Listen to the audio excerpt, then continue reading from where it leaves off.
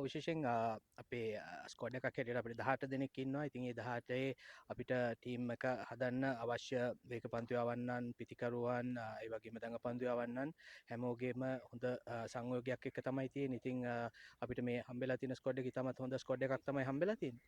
මම හිතන්නේ මේ ෆොරින් ප්ලේයර්ස්ලා 7 දෙනාගෙන් 4 දෙනෙක්ම ඇෆ්ගනිස්තාන් දෙන්නයි පාකිස්තාන් දෙන්නටයි ගොඩාක් එක්ස්පීරියන්ස් එක තියෙනවා මේ ඒෂියන් කන්ඩිෂන් වල. ඊට අමතරව රීසා එයා ගිය පාරත් LPL එක සෙල්ලම් කරලා තියෙනවා.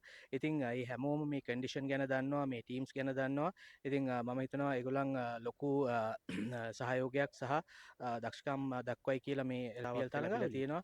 අපි 19 වෙනිදා ජප්න කණ්ඩායමත් එක තමයි ක්‍රීඩා කරන්න. ඉතින් මං සෑම දෙනාගෙන්ම ඉල්ලා සිටිනවා මේ තරගේ බලන්න එන්න. මොකද විශේෂ කර්තව්‍යයකට තමයි මේ සහභාගි වෙන්නේ. ඉතින් මං හිතනවා අපේ ලංකාවේ ඉන්න ඕනම කෙනෙකුට මේ වගේ දෙයකට සහභාගි වෙලා මේ වගේ පිළිකාවකින් කොහොමද අපි කලින් ලෑස්ති වෙන්නේ සහ පිළිකාවක් හැදුනට පස්සේ මොන වගේ දේවල්ද කරන්න ඕනේ කියන ඒවා ගැන දැන ගැනීම ගැන ලොකු අදහසක් ලැබෙයි. ඒ නිසා මං ඉල්ලා සිටිනවා මේ තරගය බලන්න එන්න හැමෝටම කියලා.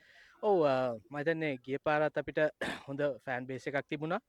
ඉතින් අපි හිතනවා මේ අපේ දැන් මේ දෙවනි පාරටත් අපේ ලංකාවේ ෆ්‍රැන්චයිස් ඕන කෙනෙක් තමයි ප්‍රියංග ඩිසිල්වා. ඉතින් අපේ ලංකාවේ කෙනෙක් තමයි මේ දෙවනි පාරටත් කරන්නේ. ඉතින් අපේ ලංකාවේ ක්‍රීඩා කණ්ඩායමක් දඹුල්ල කියන්නේ. ඉතින් හැමෝටම ආරාධනා කරනවා මේ තරගාවලියට ඇවිල්ලා අපේ දඹුල්ල කණ්ඩායමට සහයෝගය දක්වන්න කියලා.